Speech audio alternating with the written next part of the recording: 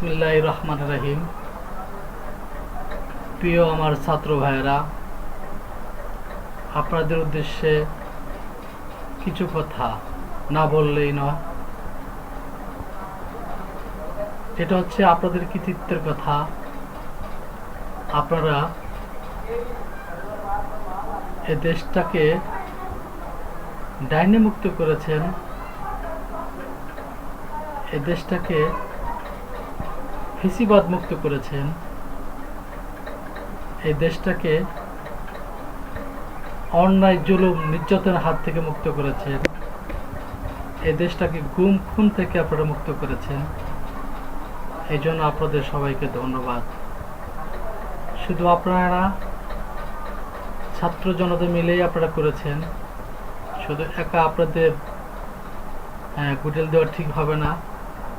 এখানে আম জনতাও আছে, ছাত্র জনতা, আপনারা সবাই মিলে করেছেন। কিন্তু যেটার জন্য আমরা করেছি, ডাইনি মুক্ত করেছি, একটা ফ্যাসিবাদ মুক্ত করেছি। এই ফ্যাসিবাদ ছিল যারা গণতন্ত্রকে হত্যা করেছে, যারা বাংলাদেশের মানুষের ভোটের অধিকার থেকে বঞ্চিত করেছে। মানুষ ভোট দিতে পারেনি, ভোট কেন্দ্রে যেতে পারেনি, দ্রব্যমূল্য ঊর্ধ্বগতি, সিন্ডিকেট করে জিনিসপত্র দাম বাড়িয়েছে। তাদের বিরুদ্ধে সোচ্চার হয়ে আপনারা আন্দোলন করেছেন।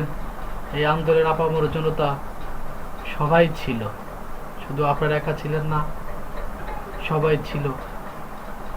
এখন আপনারা যেভাবে কথাবার্তা বলতেছেন, মনে হচ্ছে যে এ দেশটা আপনারাই শুধু স্বাধীন করেছেন, আর কেউ স্বাধীন করেনি। তাহলে কি আপনারাও কি আওয়ামী লীগের মতন স্বৈরাচার হয়ে যাচ্ছেন কিনা? আওয়ামী লীগও গলাবাজি করে বলতো এই দেশটা তারাই স্বাধীন করেছেন, তারাই মুক্তিযুদ্ধ প্রকৃত দল। তারা খুব অহংকার করতো মুক্তিযোদ্ধা নিয়ে। আর যদি আপনারাও যদি এরকম করেন, তাহলে আপনারাও স্বৈরাচার হয়ে যাচ্ছেন। তাই আমি বলবো, অনেক হয়েছে। আপনারা যা করেছেন, অনেক কিছু করেছেন, এখন অনেক আপনারা নতুন করে দল গঠন করেছেন, কিন্তু এইভাবে দেশ চলে না। একটা অনির্বাচিত সরকারের অধীনে এতটা সময় দেশ চলে না, তাহলে শেষ স্বৈরাচার সরকার হয়ে যায়। কারণ আমরা স্বৈরাচারের থেকেই তো আমরা মুক্ত হওয়ার জন্য আন্দোলন করেছি। এই আন্দোলন সংগ্রাম তো স্বৈরাচারের বিরুদ্ধেই করেছি। আমরা যদি আবার স্বৈরাচারের আন্ডারে চলে যাই, তাহলে তো দেশের মানুষ আবার দেখবেন এই স্বৈরাচারের বিরুদ্ধে আবার আন্দোলনে নেমে যাবে। আমরা ভাই এটা দেখতে চাই না। আমরা চাই এই দেশের মানুষের শান্তি, যাতে এদেশের মানুষ নিত্য প্রয়োজনীয় জিনিসের দাম হাতের নাগালে থাকে। এদেশের মানুষ এখনো আপনার 30% লোক দরিদ্র সীমার নিচে বসবাস করে। তারা যাতে আপনার বাজারে যে ভালো মন্দ কিছু কিনতে পারে। কিন্তু এখন যে অবস্থা, নিত্য প্রয়োজনীয় জিনিসের দাম, একমাত্র সবজি ছাড়া প্রত্যেকটা পণ্য, প্রত্যেকটা জিনিসের দাম বাড়তি। আমরা কিন্তু দেখেছি যে বিগত স্বৈরাচারের আমলে গ্যাসের দাম ছিল আপনার 1100 টাকা, কিন্তু সেই গ্যাস এখন আমরা 1400-1500 টাকা করে কিনি। চালের বস্তা, সাধারণত চাল ছিল আপনার 60 টাকা, সেই চাল কিন্তু এখন আমরা 65-66 টাকা, 70 টাকা কিনে খেতে হয়।